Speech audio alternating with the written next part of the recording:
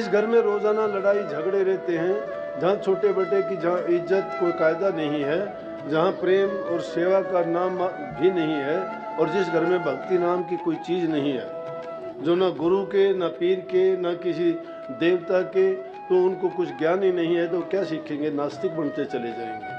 लेकिन जिस घर में कही है कि जिस घर में गुरु की पूजा नहीं है, संत जिसके घर में मेहमान नहीं है, वो घर तो शमशान के बराबर लगता है। संत जिसके घर में मेहमान है, जिसके घर में पूजा पाठ की जाती है, भक्ति की जाती है, वो घर तो समझो कि स्वर्ग से भी ऊंचा घर है। कितने ऐसे भक्त हुए हैं कि जिन्होंने भी अपनी लगन सच्ची लगाई, उन्होंने ही सब कुछ पा लिया। सब कुछ पा लेने का मतलब दुनियादारी की चीज़ों की से मतलब नहीं है। ये चीज़ें तो कोई भी हासिल कर सकता है। कोई कमा के कर लेता है, कोई छीना झपटी से कर लेता है, कोई चोरी ठगी से कर लेता है। उनको मिल जाएंगे संसार के पदार्थ। अगर मेहनत करके नहीं मिलते तो चोर डाकू भी बहुत लुटेरे हैं, वो भी ठग लूट के और इकट्ठे कर लेंगे। लेकिन भक्ति कहीं से लूटी नहीं जाती और ना ही वो कहीं से छीना झपटी की जाती है।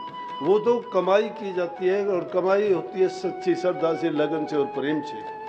ये चीज़ें जब तक हमारे हृदय में नहीं है, हम छोटी छोटी बातों के लिए, छोटे से स्वार्थ के लिए एक दूसरे के प्रति इतनी ईर्ष्या और इतना भरम मन में पाल लेते हैं कि हमारे अंदर जो भी अच्छे गुण होते हैं वो चले जाते हैं, दुर्गुण में बदल जाते हैं। हमारी सोचने की शक्ति खत्म हो जाती है। जितने भक्त लोग हुए, उन्होंने तो ये कहा कि तुझे पराई क्या पड़ी, तू अपनी आप न मेल। वो दूसरों के बारे में उनको सोचने को कहाँ टाइम होता है। इंसान अगर खुद सोचता है कि मैं अच्छे रास्ते पर चलूं और सभी बुराइयां निकाल दूं, तो सोचते सोचते भी अपनी बुराइयां अगर वो गिनना शुरू कर दे तो कितनी उसमें बुराइयां हैं। परंतु हम अपनी बुराइयों की ओर तो कभी ख्याल ही नहीं करते, कभी सोचते ही नहीं। अब दूसरों की बातों को लेके तो ज्ञान गिनती करते हैं। जैसे आज उन महापुरुष का जिक्र करते हैं, हजूर महाराज जी का। उन्होंने सारा का सारा जीवन प्रेम में लगाया।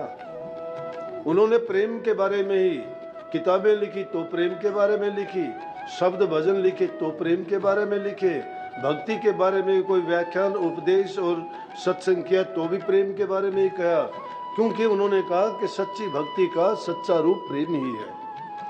उनके किताबों के नाम देखोगे, उनके तो मकान का नाम भी प्रेम निवास रखा, शब्दों का नाम भी प्रेम रागनी रखा, चिट्ठियों का नाम भी प्रेम पत्र रखा।